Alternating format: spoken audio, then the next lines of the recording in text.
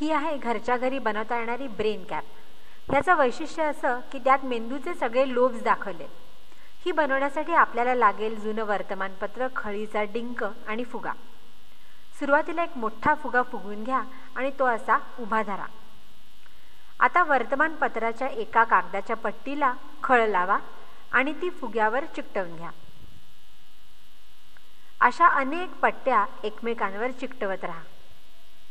फुग्याच्या तोंडाकडचा थोडासा भाग सोडून सगळ्या फुग्यांना कागद चिकटवा आणि शिवाय कागदांचे एकावर एक असे 5-6 थरही व्हायला होऊ द्यात. हे झाले सगळे कागद चिकटवून. आता शेवटचा थर स्वच्छ पांढऱ्या कागदाचा चिकटवा, म्हणजे कॅप रंगवायला सोपी जाईल. ह्यासाठी पांढऱ्या कागदाचे लांब त्रिकोण कापून घ्या आणि चिकटवा. आता 3-4 तास फुगा उन्हामध्ये ठेवून द्या, म्हणजे कागदाचे सगळे लेयर्स आहेत ते व्यवस्थित सुकतील. खळ नीट सुकल्याची खात्री करून घ्या आणि आतल्या फुग्याला सुईने छिद्र करून त्यातली हवा काढून टाका. नंतर फुगाही बाहेर काढा. आता कागदाच्या टोपीच्या कडा नीट कापून घ्या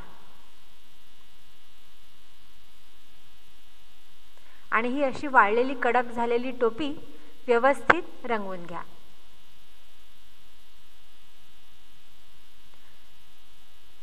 ती अशी रंगवा की त्यावर मेंदूचे सगळे लोब्स आपल्याला दिसतील.